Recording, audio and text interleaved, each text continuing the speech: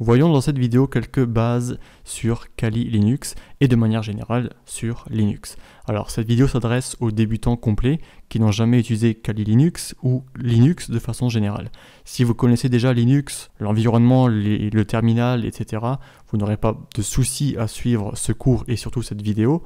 Si vous êtes débutant, je vous recommande de la suivre, c'est plutôt simple. On va tout de suite voir comment faire. En fait, vous avez tout en haut, en noir, la barre de statut, avec donc l'heure, et quelques icônes, quelques menus avec des accès rapides. Alors tout en haut à gauche, vous avez le menu applications, où vous avez toutes les applications préinstallées dans Kali Linux.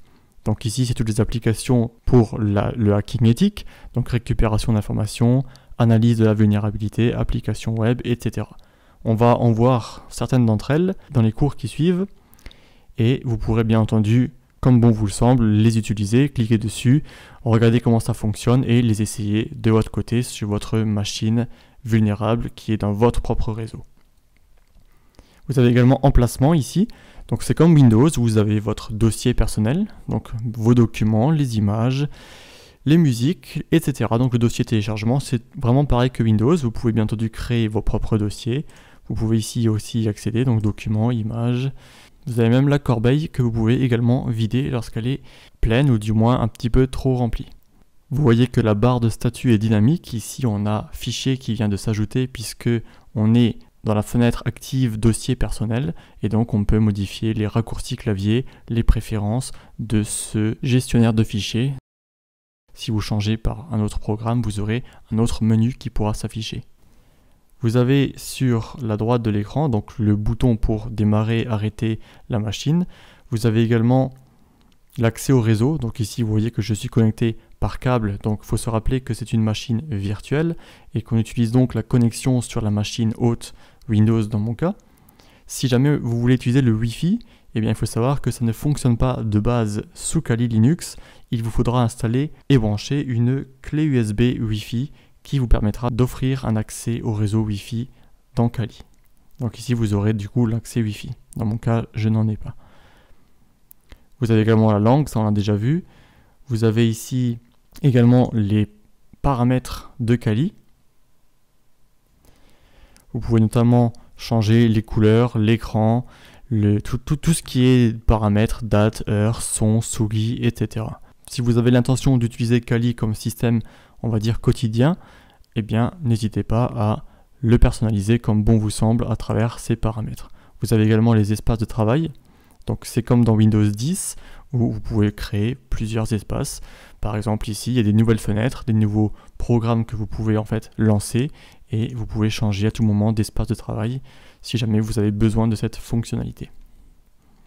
Alors on va parler plus en détail du terminal, c'est l'outil typique de Linux où on peut faire tout en fin de compte, on peut faire plein de choses, même plus rapidement et plus facilement qu'on les ferait avec l'interface graphique.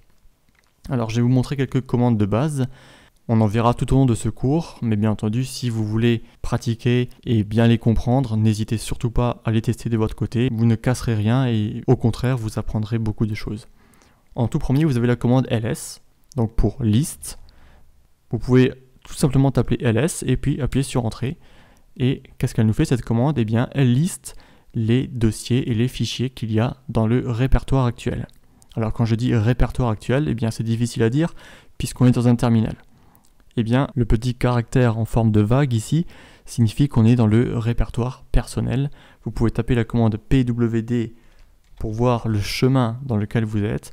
Donc ici, on est dans /root. Alors je reviens dans mes dossiers ici. Vous êtes en fait dans dossier personnel, donc comme on peut le voir dans l'interface graphique, bureau, documents, images, etc. On les a vus ici. Si maintenant on souhaite se rendre dans le dossier documents, dans l'interface graphique on double-cliquerait. Ici on peut dire cd doc. Et donc pour taper entièrement un nom, vous pouvez également utiliser la touche tabulation qui permet de compléter automatiquement. Ici vous voyez j'appuie sur tab et on me complète automatiquement document. J'appuie sur entrée, vous voyez que le prompt, comme on l'appelle, a changé. On voit maintenant en bleu document et on est aussi dans ce dossier-là, seulement via le terminal. Alors regardez, si maintenant je fais un clic droit ici et nouveau dossier, Donc mon dossier, je le crée, et maintenant ici je vais lister, on voit qu'il a apparu. Je peux faire rm dir pour remove directory, donc retirer, supprimer un dossier, et je lui dis je veux supprimer mon dossier. Vous voyez qu'il s'est supprimé en même temps dans l'interface graphique. Alors, une commande qui vous servira beaucoup, c'est la commande man pour manuel, qui vous donne de l'aide justement sur les commandes que vous souhaitez utiliser. Man ls, et vous voyez, c'est en anglais ici, on nous dit ls, list directory contents, donc liste le contenu des répertoires. Et vous avez ce qu'on appelle des arguments, permettant de préciser quelque chose à une commande. Alors ici, on a l'argument -l que je vais trouver ici. Donc, $l, use a long listing format. Donc, on va avoir plus de détails sur la liste des dossiers et des fichiers en question. Pour quitter le manuel, on appuie sur Q et on va essayer ls. Donc, tirer, c'est pour donner un argument. On peut en donner plusieurs. Ici, j'en donne qu'un. On aurait très bien pu en mettre un autre, par exemple. Et vous voyez que on a un autre affichage où on nous dit il y a 0. Il n'y a rien dans le dossier. On va revenir dans le dossier précédent. cd ls-l. Et vous voyez qu'on a les dates, le propriétaire du fichier, le groupe propriétaire, la taille, les droits, etc. Donc on a un affichage plus précis. Alors pas de souci si vous avez du mal un petit peu avec ces commandes au début, c'est tout à fait normal et c'est pour ça que je vous propose de pratiquer. Même si vous n'arrivez pas, cherchez au pire sur le net comment faire. Vous aurez beaucoup d'exemples. Par exemple, beaucoup d'exemples sur les commandes à utiliser. Ici, je suis tombé sur le site ubuntu-fr.org et vous voyez, on a plusieurs autres commandes comme mv pour déplacer un fichier, top pour afficher les processus, find pour trouver un dossier, un fichier. Et vous voyez qu'il y a beaucoup de commandes comme ça. À force, on les connaît, on sait les utiliser, on connaît même leurs arguments, mais forcément quand on démarre, c'est un petit peu difficile à prendre en main. C'est pour ça encore une fois que je vous incite fortement à pratiquer de votre côté, puisque le meilleur cours qui soit, c'est justement d'essayer, de pratiquer, de taper les commandes vous-même et ainsi de bien les comprendre.